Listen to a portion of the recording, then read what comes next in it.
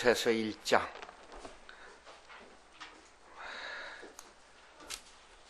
15절부터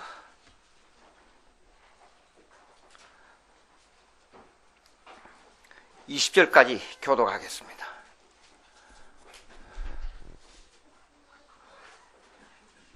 15절부터 20절까지 교독하겠습니다. 15절 제가 읽습니다. 그는 보이지 아니하는 하나님의 형상이시요 모든 피조물보다 먼저 나신 이시니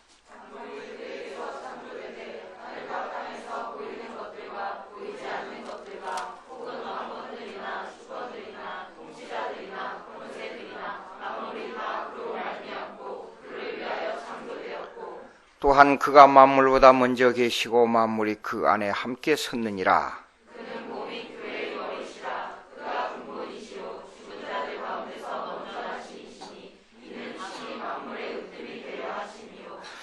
아버지께서는 모든 충만으로 예수 안에 거하게 하시고 그의 십자가의 피로 화평을 이루사 만물이고 땅에 있는 것들이나 하늘에 있는 것들이 그로 말미암아 자기와 화목하게 되기를 구하시리라. 20절까지입니다.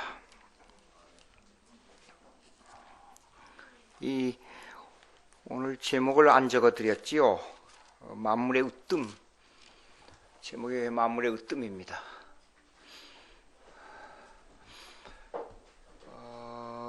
하나님께서는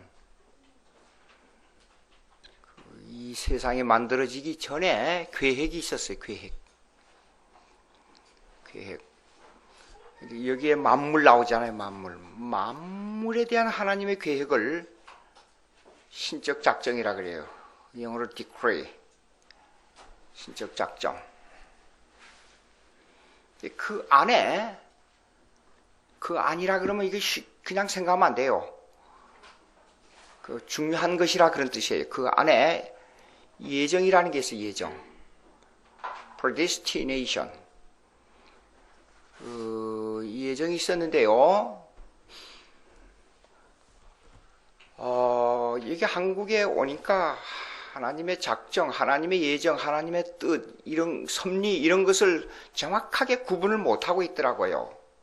근데 신적 작정이라는 말하고 예정이라는 말은 비슷하게 들리지만 상당한 차이가 있어요.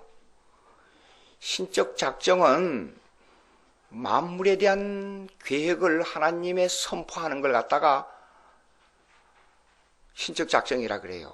모든 만물에 되어질 일들을 창조로부터 종말에 이르기까지의 사건, 물질, 모든 것들을 신적 작정이라 그래요.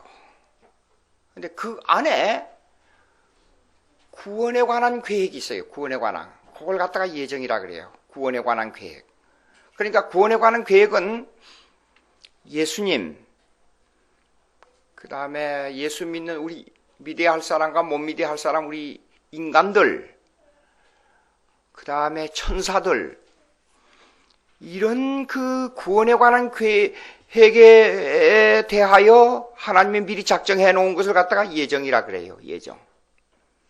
그런데 범위로 봐서는 만물에 대한 계획이 범위가 넓으니까 그것이 중심이냐, 역사의 중심이냐, 그게 아니에요.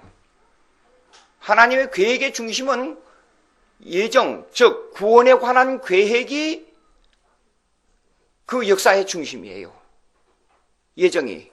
그러니까 사실 내가 예수를 믿는다 하는 것은 엄청난 하나님의 오래전부터 계획 속에 들어있어요. 간단한 일이 아니에요, 이거는. 예. 역사적으로 나 혼자 생각해 본 거예요. 나 혼자. 나를 태어나게 하기 위해서 예수와 안 믿는 우리 조상들이 수없이 낳았다 죽었다 해가지고 제가 20세기에 태어난 거예요. 그 많은 사람들이 희생돼서 나 하나를 낳았어요. 하나님의 계획 속에. 만약에 제가 어떤 예수 잘 믿는 목사 하나를 키워내기 위해서 이조 시대 때나 고려 시대 때 태어났다 죽었다 그러면 그건 희생 제물이에요. 근데 개인의 입장에서는 한번 깊이 생각해봐요, 여러분들. 예? 예정론을 제가 교회에서 미국에서 설명을 하니까 예정론이 인간의 숙명론이라 그래요. 인간의 숙명론. 숙명론이 아닙니다. 숙명론은 그냥 죽은 물고기가 물에 휩쓸려서 그냥 떠내려 가서 될 대로 되라 하는 것이 숙명론이에요. 예정론은 우리에게 가장 적합한 하나님의 계획이 있어요. 가장 적합한. 그리고 미리 아주 하나님의 지혜로 철저하게 결정을 해놓고 거기에서 우리에게 가장 중요한 요소들을 가지고 훈련해서 우리로 하여금 성장하게 하고 우리를 이렇게 되어가는 그런 그냥 우연한 사건으로 되는 게 아니에요. 그 계획은 목적이 있고 과정이 있고 계획이 있고 계획에 의해서 과정이 이루어지고 과정에 의해서 목적이 이루어지는 거예요. 예정이라는 것은. 그러니까 예정은 하나님의 은혜를 받는데 하나님으로부터 정말로 나는 부족한 죄인이요. 정말로 하나님의 은혜만이 나를 살릴 수 있고 은혜만이 나를 구원할 수 있다는 철저한 교리가 바로 예정론이에요. 예? 솔직히 말씀드려서 칼빈이 얘기한 예정론을 믿지 않으면 예수 그냥 엉터리로 믿는 거예요. 내가 이 말을 하게 되면 알민주의자나 감리교나 성결교 사람들이 날 돌로 칠 거예요. 보나마나. 근데 성경을 보라고요. 읽어봅시다. 에베소서 1장 4절 한번 봅시다.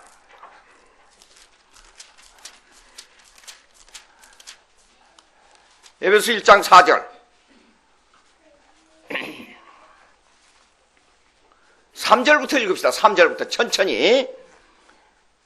에베소서 1장 3절 다 같이 시작. 찬송하리로다. 하나님 곧 우리 주 예수 그리스도의 아버지께서 그리스도 안에서 하늘에 속한 모든 신령한 복을 우리에게 주시되. 자, 보자고요. 찬송을 해야 됩니다. 왜 찬송하게 되느냐? 이거는 신령한 복을 우리가 받았기 때문에 찬송합니다. 이 세상에 여러분 보세요. 가만히 생각해 보세요. 하늘나라에 가면 모든 것이 싹 없어져요. 남는 게 뭐예요? 하늘나라를 가기 위해서 내가 어떻게 주님에게 일했느냐, 그거만 남아요.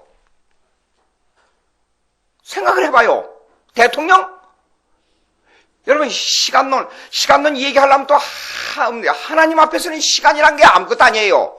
우리는 시간으로 단위적으로 계산하지요. 하나님 앞에서는 그게 아닙니다. 자, 일단 그거는 그렇게 해놓고, 자, 그런데 아버지께 그리스도가 하늘에 속한 신령한 복을 우리에게 주기 위해서 그렇습니다.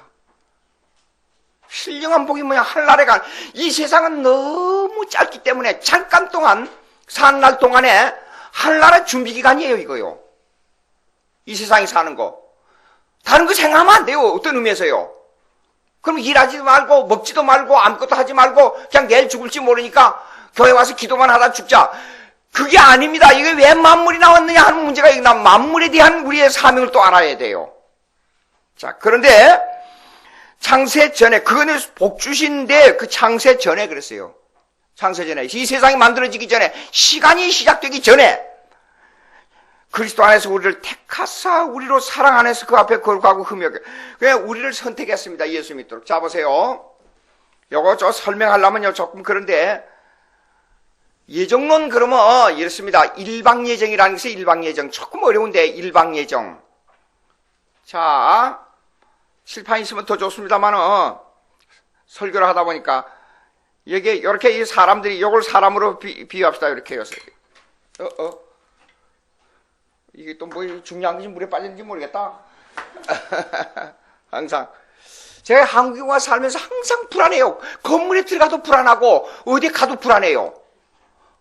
얘기하겠어요. 미국에서는 이렇게 하다가 벽이 갈라지지 않아요? 그럼 당장 security 뭐예요? 그 안전검사 하는데 불러가지고 이 건물이 금이 갔으니까 이거 조사 그러면 즉시 와서 전문가들이 와서 기계 갖다 조사합니다. 건물이 문제가 있는가. 근데 한번 지나다가 건물의 벽이 금이 같더라고요. 그래서 시큐리티 하는 앞에 지키는 사람 뭐라 그래요? 불러가지고 이 금이 갔는데 한번 조사해야 된다. 아이고, 그 양반이 저를 보고 그러더라고요. 아저씨, 그거 벌써 몇 년 전부터 그랬습니다. 그거 뭘 그렇게 걱정을 합니까? 그래요. 창문이 문이 안 닫혀가지고 창문이 삐그덕거리고 비틀어져. 그러면 건물이 전체가 문제가 있을 때 창문이 이 삐뚤어짐으로 건물이 이렇게 휘어져서 그런 가능성이 있습니다. 그래서 그 얘기를 했더니, 아이고, 오래전부터 그렇습니다. 뭐 별걸 아무것도 아닌 걸 가지고 그렇게, 얼굴이 그렇게 심각하게 저를 부르십니까? 더 역정을 해요, 저한테요. 모든 것이 가까이 있어가지고, 이렇게 해다. 자, 이제 다른 데로 넘어갑시다. 이 사람들이 이렇게 있어요, 사람들이.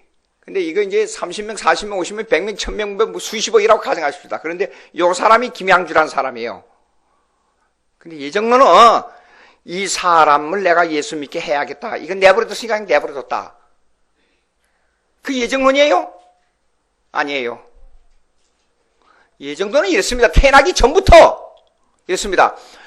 요 사람들이 이렇게 많이 있어요. 많이 있는데 요 사람은 예수 믿기로 결정했고, 요 사람은 예수 안 믿기로 결정했고, 요 사람은 예수 믿기로 결정했고, 이 사람은 안 믿기로 결정했다. 요거 예정론이에요. 아까 먼저 말한 것을 갖다가요, 일방예정이라 그래요, 일방예정. 다 인류가 다 범죄했기 때문에 그건 망할 거니까 내버려 둬버리고,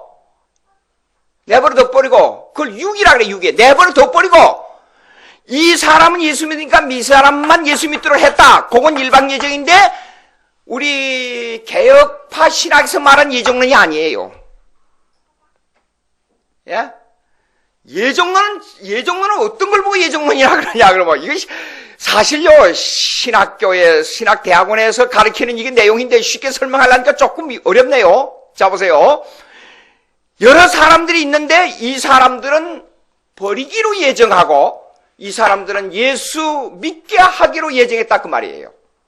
그래서 이 사람은 태어나기 전에 그렇게 예정해놓고 태어나고 난 후에 모든 역사와 모든 시간과 되어지는 일과 부모와 주위 환경과 친구와 교회와 모든 걸 합해서 성령이 공작을 합니다. 이 사람에게 대해서. 성령이 어떤 공작이냐? 교회 가는 것까지, 마음에 생각하는 것까지, 내가 밥 먹고 입고 자고 누구를 만나는 것까지도 이 공작을 합니다. 그 주위의 모든 환경과 사람들을 통해서 공작을 해가지고 성령, 여러분 전혀 여러분들이 생각할 때는 내가 하는 일이죠, 전부. 그런데 지나놓고 보면 그때 그걸 누구를 만나서 이런 일을 생각해보니까 하나님이 역사했구나. 그걸 나중에 알아요. 예? 나중에 알아요.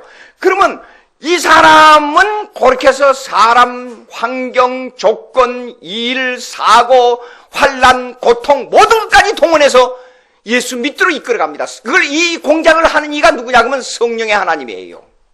이거요. 그래서 쌍방예정인데 쌍방예정은 뭐냐면 예수 믿을 사람과 안 믿을 사람 양쪽 다 예정했다 그 말이에요. 근데 우리는 어떤 예정이냐? 그거 읽어보자고요. 그거. 어떤 예정이냐 그러면 우리로 그리스도 안에서 우리를 택하서 예수밖에는 구원이 없습니다. 절대. 교회밖에 구원이 없다 그 말이에요. 이거는. 예. 교회는 하나님의 백성들의 모임입니다. 죄로부터 우리들을 끄집어내가지고. 그런데 교회밖에는 절대 구원이 없습니다. 구원이 없는데, 그런데 그거는 뭐냐면 사랑했기 때문에 그래요. 사랑 안에서 그랬어요. 근데 성경에 왜 사랑했습니까? 물어보세요. 한번. 성경 찾아보세요. 나는 너를 잃기 때문에 조건적으로 사랑했단 말이 있어요? 없습니다. 아무리 성경을 찾아도 너가 잃었기 때문에 내가 너를 사랑했다는 말이 없어요. 그냥 사랑했어, 그냥. 묻지를 마라. 내가 좋아서 사랑했다는데 왜 그걸 물어, 하나님한테 묻지 마라, 이게요. 그러니까 이 사랑이 기가 막힌 사랑이에요. 조건이 없이 사랑하기 때문에. 그래서 사랑 안에서 그 앞에 거룩하고 흠이 없이 하시려고 그 기쁘신 뜻대로 했어요. 기쁘신 뜻이 뭐냐면 내 마음이야, 내 마음. 너희들은 어떤 조건을 가지고 말하지. 나는 조건이 없어. 그냥 너를 사랑하기로 결정했어. 그러니까 로마서 9장을 읽어보세요. 그냥 이렇게 아무 조건 없이 이렇게 말하는 거예요. 나는 야곱은 사랑하기로 딱 결정했고 에서는 미워하기로 결정했어. 질그릇 똑같은 흙을 가지고 질그릇을 만듭니다. 질그릇. 근데 어떤 거는 조그맣게 아주 이쁘게 만들어가지고 임금님 상에 올라가는 그릇을 만들었어요. 아, 이거는 또 그냥 주인이 마음대로 딱딱 끄집어낸 거예요. 그냥 그 흙을. 그래 구워서 큰 굴을 했는데 그냥 아주 보기 흉한 항아리를 만들어가지고 저 걸음 뒤치다거리 하는 화장실에 가서 화장실 뒤치다거리 하는 그릇으로 만들었어요. 그릇이 왜 나를 이렇게 나쁜 그릇으로 만들었습니까? 주인님, 이럴 수가 있습니까? 왜 나를 이렇게 만들었어요? 한가할 수 있어요? 한가하지 못합니다. 예수 안 믿는 사람들한테 가 물어보세요. 아이고 병신 같은 소리 하고 채 나빠졌네. 뒤로 넘어져도 그냥 사정없이 엉터리 같은 데로 넘어질 사람들, 예수 믿는다고 뭐 예정 어디 웃기고 채 나빠졌네. 예수 안 믿는 사람들 그렇습니다. 그렇게 말해요. 그렇죠? 무슨 예정, 너희들은 특별한 사랑을 받았다고? 참 정말로 웃기는 소리 한다고 그래요. 그렇습니다. 그러니까 근데 그 기쁘신 뜻대로 우리를 예정하사 그랬어요.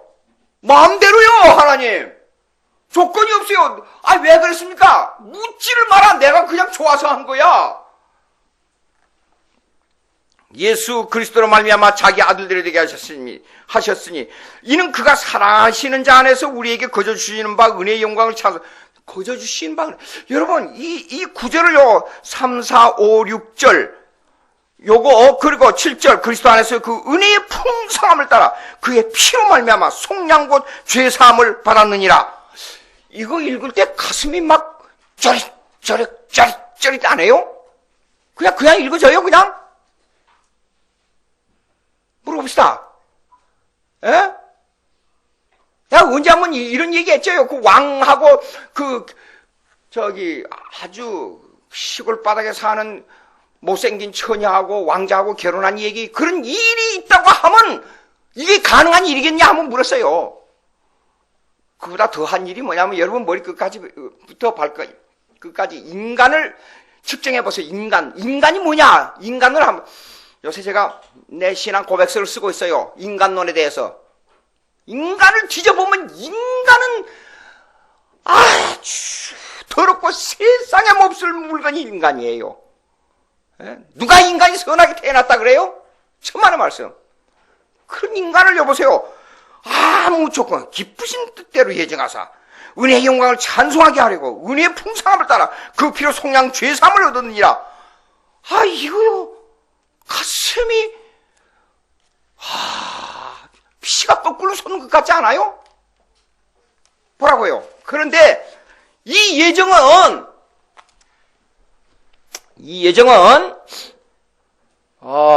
만세전, 그러니까 이 세상이 만들어지기 창조 이전에 나를 구원하기로 결정해 놓은 거예요.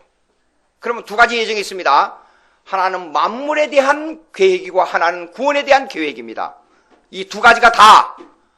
근데 이 문제가 뭔가니, 이 두 가지 계획의 주인공이 누구냐 하는 문제가 나와요. 주인공이. 그러니까 만물이 있기 전에 하나님이 계셨어요. 그냥 하나님 계셨다는 말이 아니라 삼일체 하나님 계셨다는 말이에요. 성부, 성자, 성령이 계셨어요. 그래서 성부, 성장이 계셨다 하는 거는 뭐냐 그러면 이걸 갖다 ontological trinity, 존재론적 삼일체라 그래요. 존재론적 삼일체.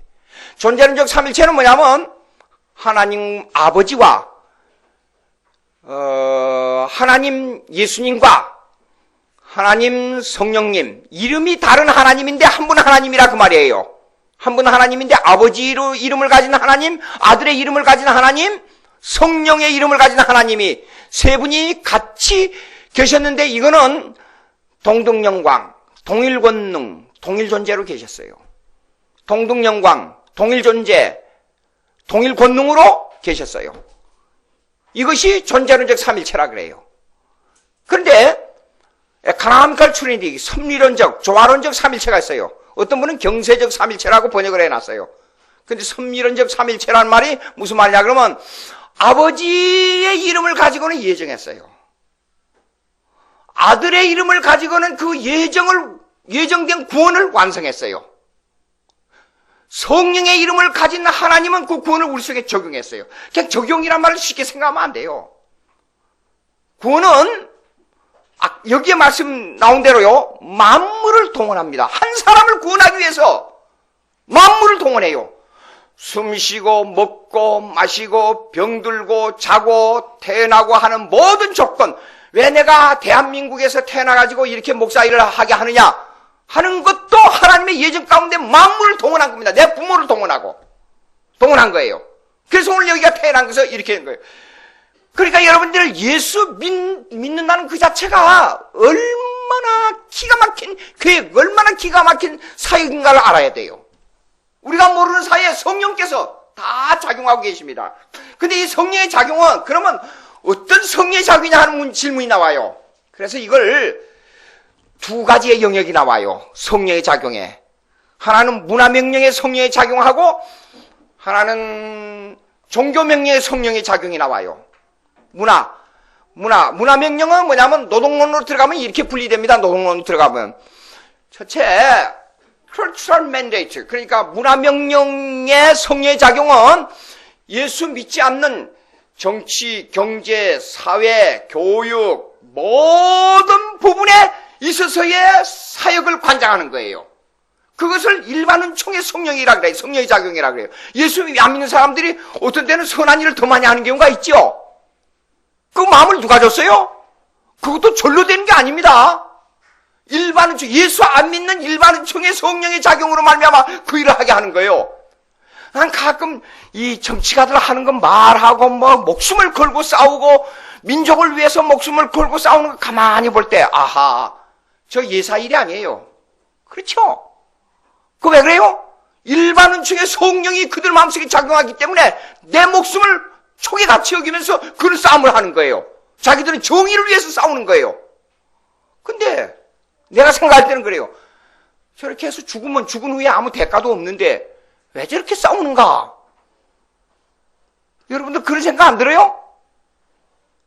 그런 생각 들지요? 근데 왜 그런 줄 알아요? 일반은 총이 그 마음속을 감동하기 때문에 자기도 몰라요. 자기가 하는 줄 알고 자기는 세상의 최고의 무엇을 향해서 목숨을 걸고 싸우는 거예요.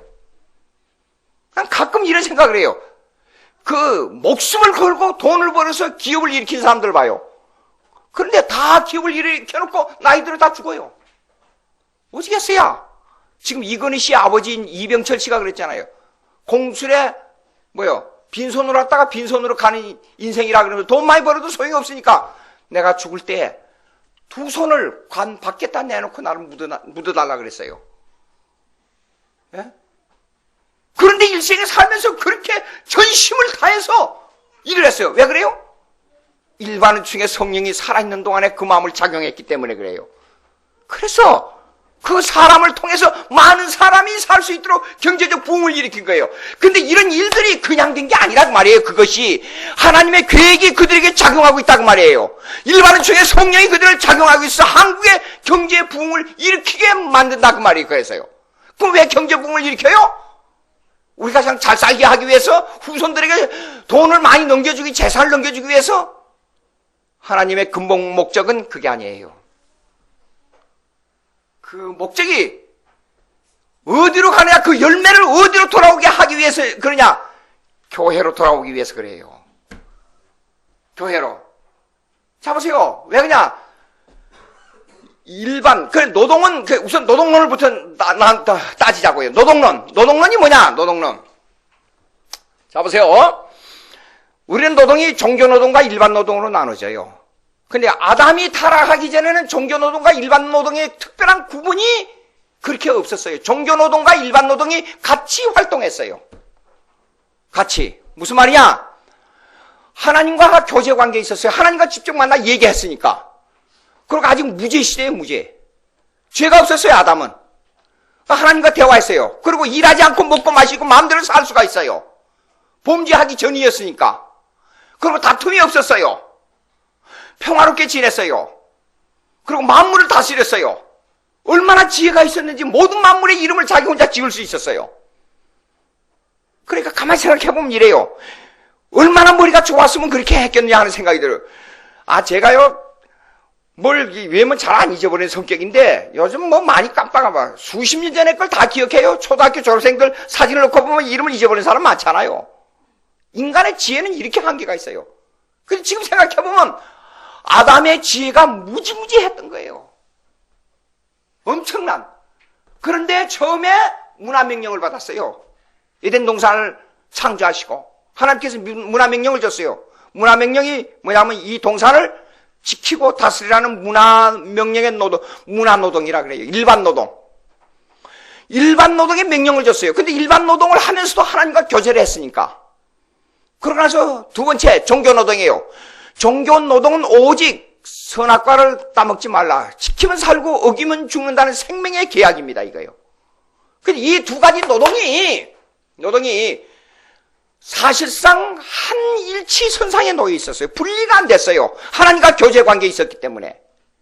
그런데 이 노동의 변질은 뭐 때문에 오게 하느냐? 생명의 실과를 지키느냐 안 지키느냐에 따라서 이 두 가지 노동의 변질이 오게 됐어요. 그러니까 선악과를 따먹음으로 말미암아 문화노동이 타락하고 종교노동에서는 하나님을 반항하는 대로 변했어요.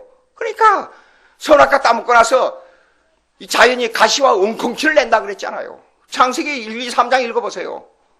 예? 그래서 자연이 반항하는 겁니다. 그러니까 아니 미국 같은 나라에서 시카고 같은 데 추위가 오게 되면 1년에 수십 명씩 죽어요. 그렇게 이 난방장치가 잘 돼 있다는데 왜 죽어요 그렇게. 태풍이. 일본의 쓰나미 와봐요. 전기, 이 문화, 이게 난방장치 이것이 이길 수 있어요? 불가능합니다. 그러니까 자연이 인간을 반항해서 계속 괴롭히는 거예요. 수많은 사람들이 지금도 죽어가고 있잖아요. 정복을 못해요. 왜? 이 인간의 타락으로 말미암아 자연이 인간을 반항했기 때문에 그래요. 그래서 이 후에는 문화노동이 6일간의 노동으로 땀을 흘리고 그 노동 속에서 다툼이 생기고 노동 속에서 이익분배에 대한 이 다툼이 생겨가지고 사람이 사람을 죽이고 노동을 착취하고 이런 문제가 생기는 거예요. 타락으로 말미암아. 그 다음에 하나님과 단절되어 버렸어요. 교제가 단절되어 버렸어요.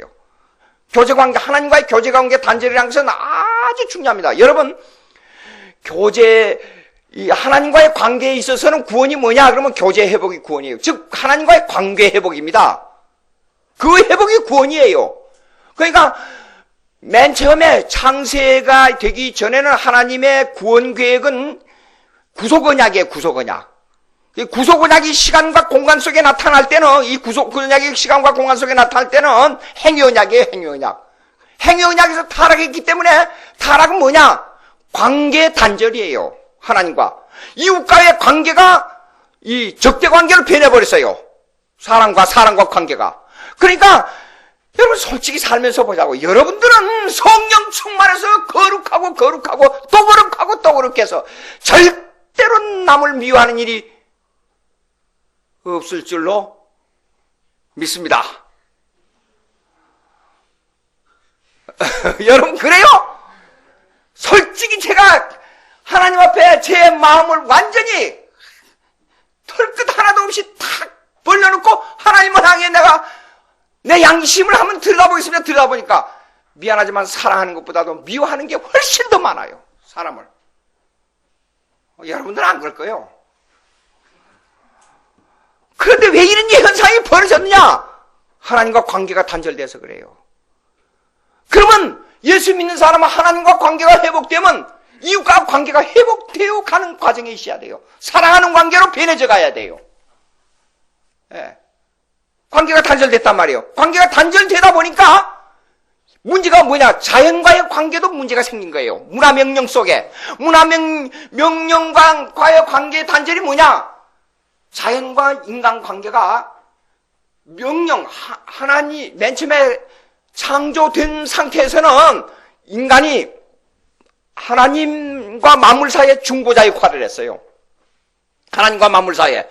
그러니까 하나님의 명령을 받아서 하나님의 명령대로 자연을 다스리고 자연을 명령하고 이름 짓고 자연을 그렇게 이 동산을 지키고 다스리라고 말이에요. 지키고 다스리는 사명을 하나님이 직접 할 것을 인간이 대리서 받아서 했다고 말이에요.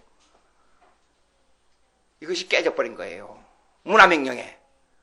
두 가지요. 그런데 교회 생활 속에 있어서는 이것이 어떤 예수 믿는 사람이 하나님과의 관계가 회복되는 과정에 있고, 그 다음에 이웃과의 관계가 회복되는 과정에 있을 때에, 이거 모르고 율법사, 서기관, 유대인들 와서 예수님에게 질문했잖아요. 예수님, 어떻게 하여야 구원 얻으리까? 이게 질문부터 틀렸잖아요. 어떻게 하여야 구원 얻어요? 해서 구원 얻는 게 아니에요.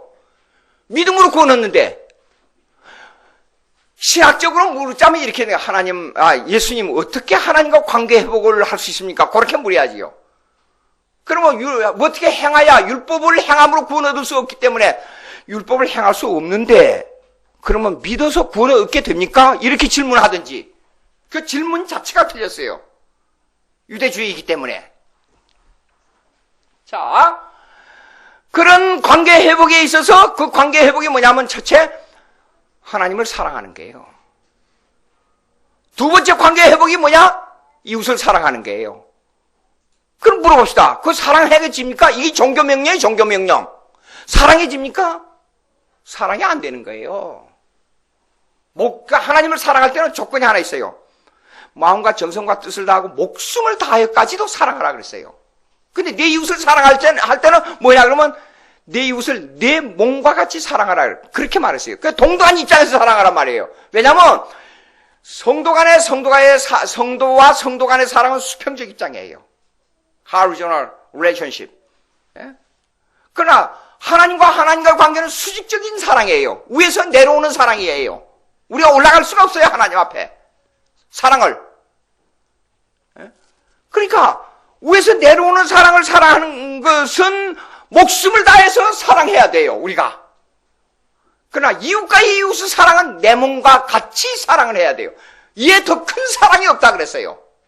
사랑이 없다 그랬어요. 나중에 이제 율법 문제가 나올 때 이걸 이 마태복음 5장하고 여기 골로새서 2장하고 구체적으로 제가 설명할 때가 올 겁니다. 그 정도로 넘어가고, 그러면 이제 두 가지 아까 얘기했죠. 문화명령과 종교명령이에요. 타락한 후에는 종교명령은 하루를 줬어요. 하루를. 안식일 개념을 우리에게 허락해 줬다 그 말이에요. 그 다음에 문화명령은 6일을 줬어요. 우리에게 6일. 그래서 종교명령과 문화명령을 번갈아가면서 여기에 맞도록 살아라. 이게 명령이에요. 하나님의 명령이에요. 이전에는, 타락하기 전에는 이게 사실상 같은 위치에서 같은 역할로 같이 교제 관계에서 흘러갔습니다. 분리가 거의 불가능했어요. 그러나 타락한 후에는 타락한 인간이기 때문에 이걸 반드시 분리해야 돼요. 생활 자체가 분리돼야 됩니다. 6일과 하루 6대1의 비율로.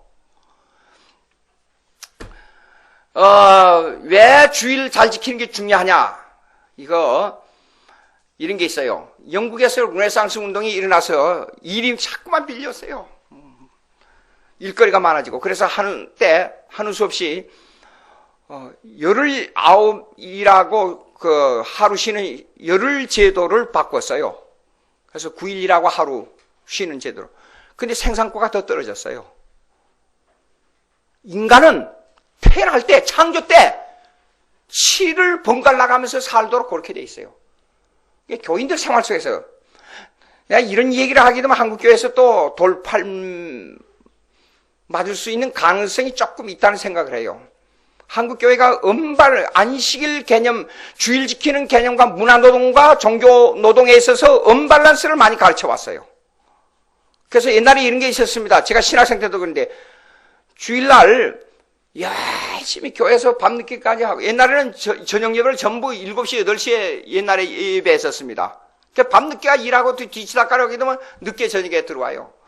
그럼 피곤해서 월요일날 새벽에 깜빡 잠을 못 자고 새벽에 일어나지를 못한 때가 있어요.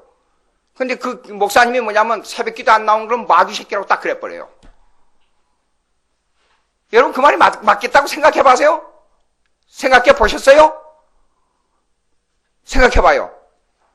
그러니까 사실상 안식일을, 주일을 잘 지키기 위해서 6일 동안 열심히 일한 게, 사계명 보세요. 열심히 일하는 게 그 조건이에요. 열심히. 일하고 안식일 날, 주일 날, 철저하게 와서 교회 생활을 아주 경건하게 해야 됩니다. 안식일 날 하나님과 그 교제 속으로 깊이 들어가야 돼요. 자, 회사 사장이 돼가지고 시간도 남으니까 그냥 주일날 빙글빙글 놀고 저녁에 좀 시간이 남으니까 텔레비도 보다가 아니 뭐 매일 교회 와서 뭐 그냥 왔다 갔다 하고 철학기도 하니까 밤늦게까지 그냥 먹고 어디 놀다가 보니까 그냥 저녁에 잠도 안 오고 그러니까 철학기도 한다고 철학기도 하다가 교회에서 밤새고 가서 주일날 꾸벅꾸벅 졸고 나는 그래놓고 나는 매주 와서 저녁마다 와서 철학기도에 참석했다 그러고 하고 주일날 꾸벅꾸벅 졸고 일하는데 또 언밸런스가 돼버리고 이거는 주일 지키는 성도의 개념이 틀린 거예요. 이거요. 예? 틀린 거예요. 그러니까 우리가 신앙생활이요 매일 하나님의 교제 속으로 나가야 됩니다. 매일 하나님과 교제 속으로 나가는데 그 힘이 어디서부터 발생돼야 되느냐? 주일날 영적 교제를 깊이 하는 데서부터 발생돼서 일주일 동안 생활을 해야 되는 거예요. 예. 일반 문화 명령 속에서 일하면서. 그러니까 일반 노동, 문화 노동이 뭐냐 하는 문화 노동이 뭐냐 하는 문제를 우리가 주일날 안식일의 개념, 주일날 쉬는 영적 교제의 개념이 문화 노동 속으로 이어져야 되는 거예요. 가정과 일터로 이어져야 되는 거예요. 두알리즘이라는 두알리즘. 한국교회 옛날에 두알리즘을 많이 가르쳐서 이원론적 기독교인을 많이 만들었습니다. 세상에 기도할 때도 이 약한 세상에 살다가 하나님의 존재에 와서 이렇게 평안을 누리고 안식을 누리니 감사합니다. 제가요, 이 옷이 예수 안 믿는 사람이 만든 확률이 많아요? 예수 믿는 사람이 만든 확률이 많아요? 예수 안 믿는 사람이 많으니까 예수 안 믿는 사람이 만든 확률이 많아요? 그렇지 않아요? 근데 왜 옷을 입고 다녀? 혹시 이거 예수 안 믿는 사람이 만들었으니까 이 마귀 집단들이 만든 거 필요 없다. 안 입고 다녀야 되잖아요. 만약 그걸 알았다 그러면, 예? 농사 짓는 것도 밥 먹는 거, 입는 거, 물 마시는 거. 내가 김준곤 목사님이 지은 세상 떠났습니다마는 그분이 참 은혜스럽게 문학적으로 참 그 언어를 잘 구사해서 쓰는 거예요. 지나다가 주의 이름으로 냉수 한 그릇 얻어먹는 것이 하늘의 천사들이 동원돼서 기뻐할 일이라 그랬어요. 문화명령 속에서 하나님의 뜻을 찾아야 돼요. 이 문화명령, 그 만물을 다스리는 모든 조건들이 이 교회, 우리가 신앙생활하고 관계가 되어 있습니다. 어떤 사람은 이래요. 참 그런 거 보면요. 감기가 돼서 감기가 들어갔으니까 근데 감기가 잘 낫질 않아요. 그러니까 아이고 병원에 가서 좀 보라 그러니까 하나님이 다 낫게 해주는데 병원에 갈 필요 뭐 있느냐고. 그 의사를 탄생시켜서 의사에게 직업을 주신 것도 하나님이에요. 안 그래요? 그럼 일반은 총에 하나님을 문화명령 속에서 역사하시는 성령이 역사하시는 그것을 인간이 거절하게 되면 자, 문화명령의 사역과 종교명령의 사역이 양사다리처럼 똑같이 이렇게 팽팽하게 서로 균형을 이루고 살아야 돼요. 약도 우리가 하나님 주신 거니까 먹을 때 먹어야 되고. 여러분 술 먹어야 돼요? 안 먹어야 돼요? 그걸 아디아포라라 그래요. 양심 문제, 술 먹는 술, 담배 문제를 양심 문제로 해결합니다. 양심 문제 뭐냐? 양심 문제는 이렇습니다. 내 마음대로 방종을 일으키고 내 마음대로 살 수 있고 내 마음대로 할 수 있다. 그 양심이 아니에요. 우리는 신율주의적 양심을 가져야 됩니다. 신율주의적 양심이 뭐냐? 하나님이 정한 룰에 따른 양심을 가져라 그 말이에요. 양심을 가져라. 술 먹어야 돼? 안 먹어야 돼요? 어떤 데 보게 되면 성경에 너희는 나는 병을 인하여 포도주를 쓰라 그랬어요. 그렇죠? 잠언은 28, 29, 30 보세요. 그 술 먹는 타락한 데에 나오니 28, 29, 30장 보세요. 타락해 술이 보기에 참 좋게 순하게 넘어가나니 너희는 술 보지도 말라. 이 포도주 보지도 말라 그랬어요. 그럼 보지도 말라고 어떤 데는 먹으라고 어떻게 해야 돼요? 그러니까 어느 목사님이 이렇게 기도했어요. 기도하라. 청년들이 자꾸 질문하니까 술은 먹고 싶은데 기도하라 그러니까 하나님 아버지 술 담배 놓고 기도를 이렇게 하라 그랬어요. 하나님 아버지 담배를 주신다 하나님 감사합니다. 첫째, 담배를 가지고 돈을 자꾸 소비하게 되니 하나님 은혜 감사합니다. 담배로 말미암아 다른 사람에게 나쁜 냄새를 주게 하니 하나님 은혜 감사합니다. 그 다음에 담배로 말미암아 폐가 나빠지고 담배로 말미암아 87가지의 암을 일으킬 수 있는 병군이 우리 속에 들어온다니 얼마나 감사합니까? 감사합니다.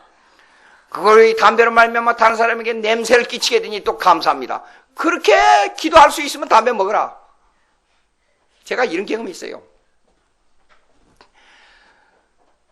이런 경험이 뭐냐 그러면 불신자들은 문화명령 속에서 나쁜 걸 즐기면서 즐거워한다. 그걸 느꼈어요.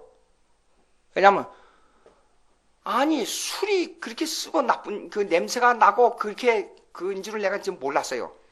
근데 제가요 아주 나쁜 게 하나 있습니다. 이 요도 결석이 있어요. 10년 만에 15년 만에 한 번씩 나요. 근데 미국에서 있을 때 병원에 가면 딱 보고 즉시 바늘 딱 꽂아가지고 탁 그러면 1분 만에 이것이 뭐라는 게 딱 나와버려요.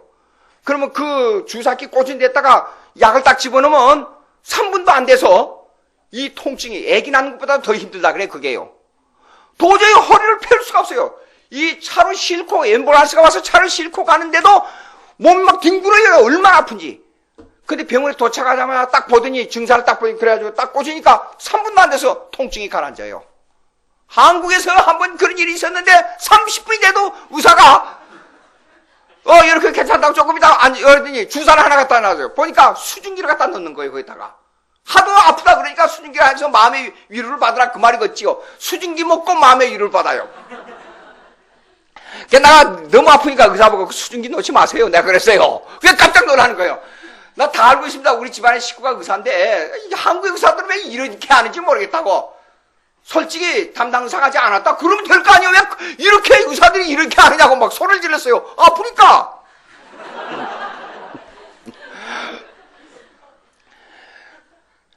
그런데 미국에서 이제 그러고 난 다음에 이게 조금 아주 얇은 망을 줘요. 망을 주면서 이거 돌이 깨져가지고 내일 아침이면 이것이 깨져가지고 소변에 나올 테니까 이걸 망에다가 돌 깨진 걸 모아가지고 내일 모레 가져오세요.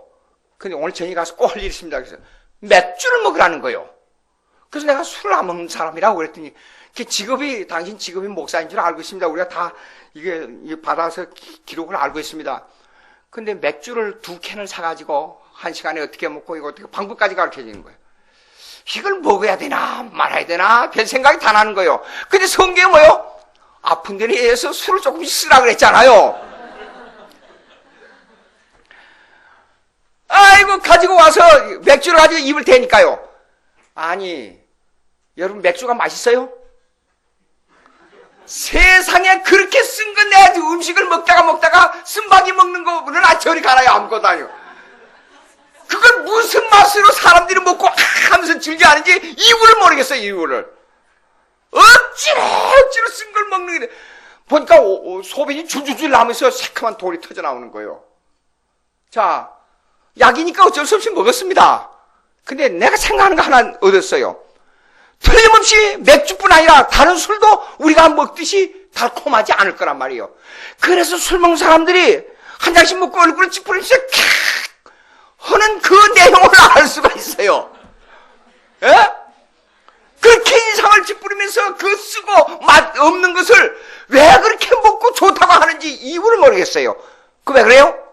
성령이 역사하지 않기 때문에 문화명령 속에 성령, 일반 은총의 성령이 그들의 마음을 나쁘게 만들어서 그걸 즐기려 하는 거예요. 그걸. 그런데도 때로는 우리에게 술이 필요할 때가 있어요.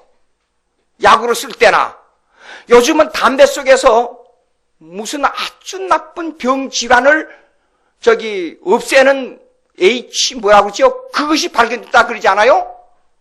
그러니까 담배도 이제는 우리 몸속에 억지로 먹어서 그렇게 화풍을 내는 그런 것으로 필요한 게 아니라 선하게 쓰는 데 필요하단 말이에요. 모든 만물이 박테리아도 나쁜 병도 하나님의 뜻 가운데 이것이 작용되고 있어요, 이거요. 자, 읽어봅시다. 16절 한번 읽어봅니다. 다 같이 읽어봅니다. 만물이 시작. 만물이 그에게서 창조되되 하늘과 땅에서 보이는 것들과 보이지 않는 것들과 혹은 왕권들이나 주권들이나 통치자들이나 권세들이나 만물이 다 그로 말미암고 그를 위하여 창조되었고 또한 그가 만물보다 먼저 계시고 만물이 그 안에 함께 섰느니라. 뭐든 우리가 보기에는 불합리하게 보여요. 근데 여기서 중요한 게 있어요. 일반은 정론에 있어서 교회와 국가론입니다. 여기 주권자들 나오지요? 통치자들 나오지요? 권세들이나 나오지요? 여기에서 교회와 국가론을 어떻게 다루냐 하는 문제가 나와요. 교회와 국가는 필수적으로 교회의 역사를 보면 이렇습니다. 구약에는 테오크라시, 신정정치로 이루어졌어요. 하나님의 주권국가, 하나님의 교회인데 국가로 정치를 해왔어요. 그러나 신약시대에 넘어와서는 교회냐 국가의 싸움이 엄청난 오랜 동안 싸움이 됐어요. 그래서 16세기 종교개혁 후에는 교회와 일반 국가는 하나의 통치 체제에서 벗어나서 두 개로 나눠졌어요. 교회 제도 따로, 국가 제도 따로. 여러분, 종교개혁 이전의 사건들, 지금도 영국에 가면 아직도 스칼랜드 쪽에서 보면 교회 정치 제도와 국가 정치 제도에 혼돈하는 사건들이 나옵니다. 19세기까지도 그 싸움이 벌어졌어요. 왜 근래까지도 싸움이 벌어진 게 뭐냐면 얼마 전에 혹시 여러분은 뉴스에서 봤는지 몰라요. 스칼랜드가 영국에서 독립해서 따로 국가를 형성하자 투표한 사건이 있었지요. 그 사건은 뭐에 배후를 깔고 있느냐? 정치와 교회로부터 어떻게 분리해야 되느냐, 합해야 되느냐, 신전 정치를 해야 되느냐 하는 문제 때문에 그런 일이 생긴 거예요. 19세기 영국의 교회사를 읽어보니까 교회에서 다루는 정치 제도와 그 다음에 국가에서 다루는 교회 정치 제도와 심각한 싸움이 19세기까지 엄청 싸움을 하고 있었어요. 근데 미국에는 교회 정치 제도와 국가의 정치 제도가 완전히 분리됐어요. 근데 4세기까지는 국가가 교회를 핍박하고 성도들을 죽이는데 아주 중요한 역할을 했어요. 300년 동안, 쉽게 말하면 300년 이상. 그런데 중세를 넘어와서는 사실상 교회 정치 제도가 국가의 제왕들을 다스렸어요. 1천년 동안 로마 캐톨릭이. 그러니까 로마 캐톨릭은 교회 정치 제도의 우선권을 주장해요. 그러니까 종교 개혁을 하면서 루터의 종교 개혁으로 말미암아 국가의 정치 제도 밑에 교회를 넣었어요. 그래서 지금은 독일에서는 목사가 되면 공부를 많이 해야 돼요. 그 패스하기가 대단히 힘듭니다. 전부 교회의 봉급이와 교회 다스리는 모든 것을 국가에서 책임져줘요. 그러니까 목사가 정부로부터 봉급을 받아요. 독일에서는. 그런데 여기에 보니까 자 보세요. 주권들이나 뭐들이나 통치자들이나 권세들이나 만물이 그랬어요. 이거요. 그러면 이 교회의 정치 제도의 내용이 국가와 어떤 관계를 가지고 어떻게 했느냐. 2000년 교회사를 보면 서로 견제하면서 서로 다투면서 서로 싸우면서 교회를 핍박하면서 교회를 죽이면서 교회가 또 위에 올라서면서 2000년 동안 교회가 위에 있었잖아요. 예? 이런 제도로 계속 다투면서 올라서고 내려서고 이런 싸움을 해왔어요. 왜 그렇게 했느냐 문제가 나와요. 이거는 교회를 훈련하는 도구를 국가로 하나님이 사용하신 거예요. 예. 한국 교회가 이렇게 되기까지는 하나님이 국가를 사용했어요. 일본이란 국가를 사용했어요. 교회가 들어와서 올바른 씨앗을 뿌리기 위해서 이조시대 때 폐쇄의 정치를 통해서 복음이 못 들어오게 했지만 그것이 오히려 씨앗이 돼가지고 순교의 제물이 돼서 한국교회에 핏값으로 세운 교회의 역할을 한 거예요. 한국교회. 6.25 사변 때 수많은 성도들이 순교를 당했어요. 예, 그 핏값으로 말미암아 이 악한 정부로 말미암아 교회가 힘을 얻게 된 거예요. 이상한 게 있어요.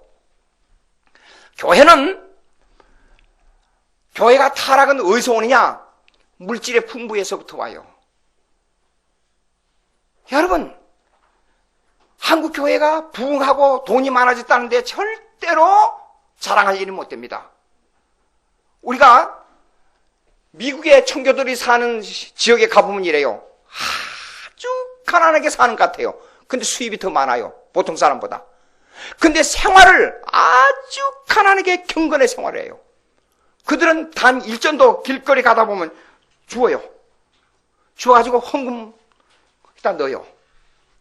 그래서 이 큰 통을 만들어놔요. 그럼 동전만 모아요, 동전만. 동전만 모아도 1년 지나면 수천 불, 수만 불이 생겨요. 모든 동전이 생기자마자 거기다 집어넣어요. 그걸 가지고 아프리카에 가난한 사람들 도와줘요. 워스민스터 교수들하고 식사를 하니까, 식사를 할 때 갈 때, 어디로 가요? 자꾸만 따라갔어요. 따라가는데, 여기 그 스칼랜드 그 청교도들을 정신을 가진 사람들이 많습니다. 그 교수들이요.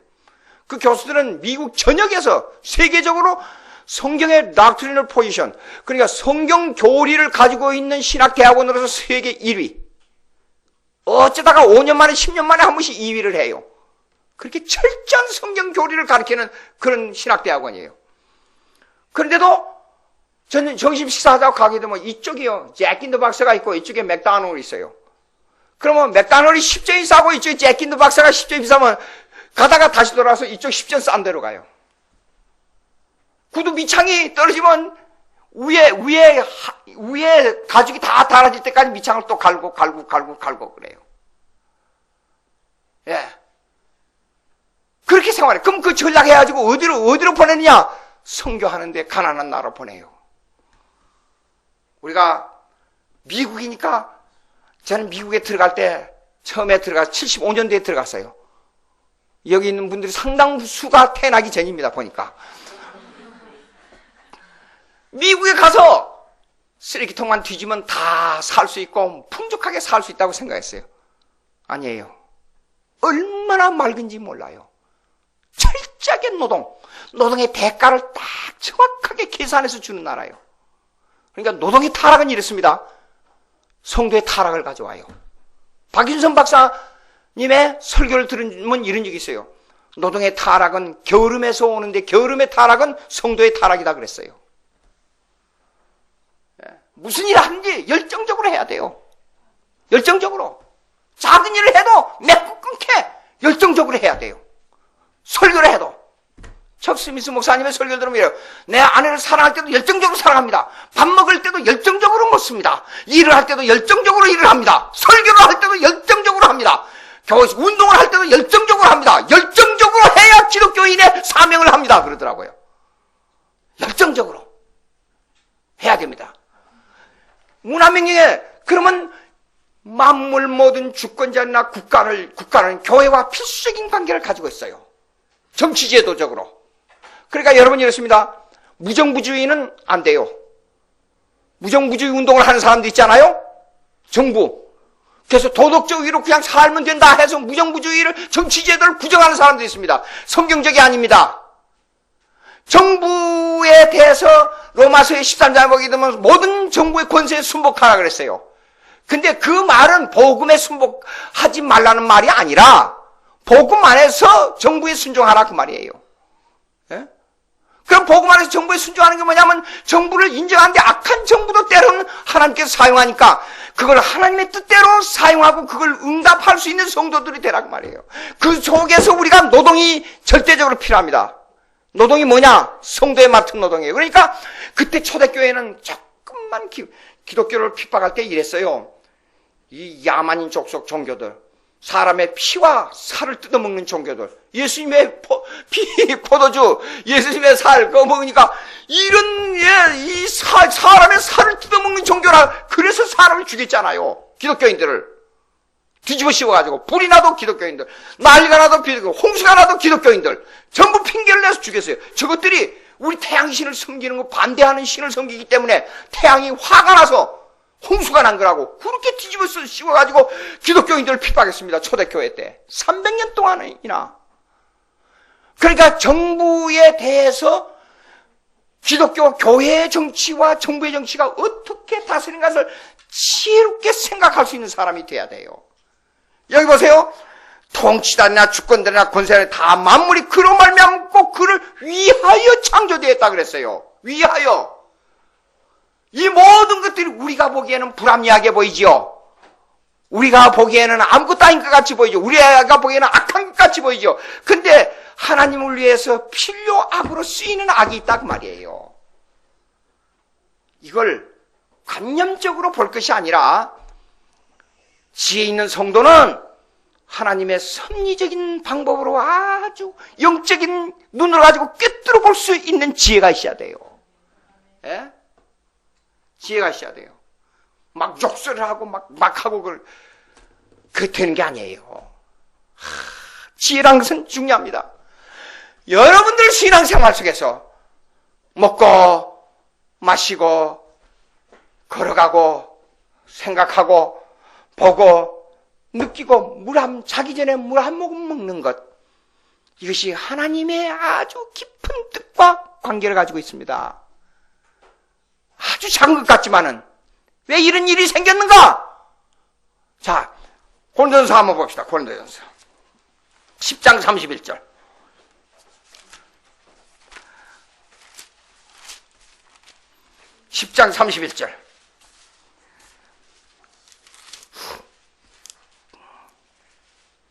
다 같이 읽어봅시다. 시작. 그런즉 너희가 먹든지 마시든지 무엇을 하든지 다 하나님의 영광을 위하여 하라. 사도 바울은 이랬어요. 내가 부한 데 처할 줄도 알고 가난한 데 처할 줄도 알고 삶의 일체 비결을 가지고 살았어요. 어떤 일을 당하든지 하나님의 뜻을 발견하는 사람이었어요. 무슨 고난과 무슨 어려움과 무슨 즐거움을 당하여 무슨 일을 당하든지 간에 하나님의 섭리를 아는, 하나님의 섭리를 깨닫는 사람이었어요. 깊이 생각하시기 바랍니다. 기도하십시다. 하나님 아버지 감사합니다. 오늘 또 저희들에게 만물이 그로 말미암아 창조되고 그를 위하여 창조되었다고 하는 하나님의 영광을 위해서 우리가 살아야 될 여러 가지 생각했습니다. 주님 도와주시옵소서. 성령 충만케 해주시옵소서. 저희들이 심령을 하나님과 주님의 사랑으로 묶어주시옵시기를 바라옵고 원하옵나이다. 하나님, 우리가 하나님을 위해 사는데 때로는 낙심되고 때로는 우리가 절망하고 때로는 우리가 원망하고 시비할 우리의 마음이 자꾸만 불같이 일어날 때가 있습니다. 이거는 마귀가 주는 역사입니다. 주님 도와주시옵시고 성령의 충만함으로 말미암아 어떤 일을 당하든지 잘 때도 주님의 은혜요, 못 때도 주님의 은혜요, 잘 때도 주님께 영광이요, 먹든지 마시든지 어떻게 살든지 간에 주님의 영광을 위해서 사는 저희들의 심령이 될 수 있도록 주님 함께 해 주시옵소서. 예수님의 이름으로 기도하옵나이다. 아멘.